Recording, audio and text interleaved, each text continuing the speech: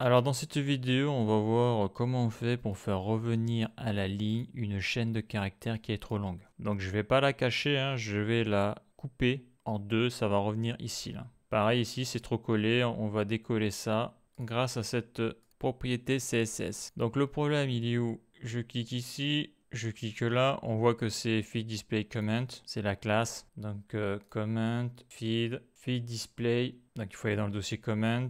Feed display comment, ça c'est le JavaScript, ça c'est le CSS. Et donc c'est pas ici, c'est dans les commentaires, c'est feed comment. Feed comment c'est le composant qui affiche donc ce que l'on vient de voir. Donc il y a un paragraphe, il y a les commentaires et au-dessus on a une div qui est feed comment. J'ouvre son CSS à côté, je zoome un peu, voilà. Feed comment, donc c'est la div, le conteneur quelque part. Et puis là on a le paragraphe, donc c'est là-dedans qu'il y a le texte. Alors attends, je veux voir un truc quand même. Je clique là, ouais, feed comment il est là. Ok, c'est ici là, feed comment, c'est bien ça. Et là on voit le texte. Donc une longue chaîne de caractères, il n'y a pas d'espace, donc ça revient pas à la ligne automatiquement. Là ça revient à la ligne automatiquement parce qu'il y a des espaces entre les mots. Et là il y a un souci parce que l'URL est trop grande. Donc pour faire ça en CSS, j'ai mis du temps à trouver cette propriété CSS en plus. Sur le MDN, tu as word break. La propriété word break est utilisée pour définir la façon dont la césure s'applique pour les endroits où le texte dépasserait de sa boîte de contenu.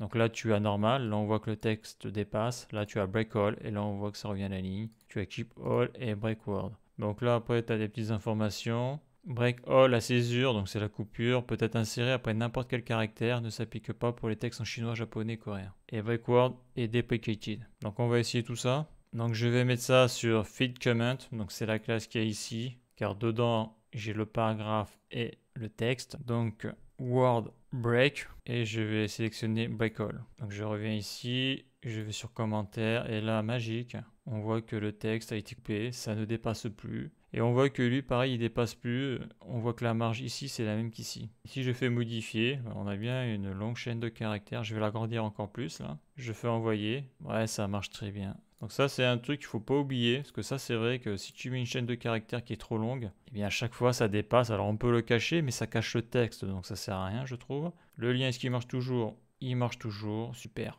Donc propriété CSS, j'ai galéré pour la trouver. Donc il faut la retenir. Word break. Break all pour forcer le retour à la ligne pour les chaînes de caractères qui sont longues. Donc j'y suis, eh bien je vais faire un CTRL-C de ça, et puis je vais le mettre sur les posts, tant qu'à y être. Donc là je suis sur commentaires, je vais sur feed post, je vais le mettre ici, puis je le ferme, et donc son CSS et feed post module, voilà. Donc je descends pour voir si je me suis pas planté. Donc c'est bien message, il y a un paragraphe et c'est dans feed post. Donc je vais dans feed post, je mets ici, CTRL V, ça a l'air d'être bon. Je vais ici, on voit que ça a bougé là. On voit que ça a bougé. Donc qu'est-ce que je vais faire? Bah tiens, je vais modifier et je vais mettre une très longue chaîne de caractères. Voilà, ça c'est bon. Envoyé, ça revient à la ligne nickel. Le lien fonctionne toujours, il y a tout qui marche. Elle est vraiment pratique cette propriété CSS. Et en plus, elle est simple à appliquer. Donc voilà pour cette vidéo, la suite dans un prochain épisode.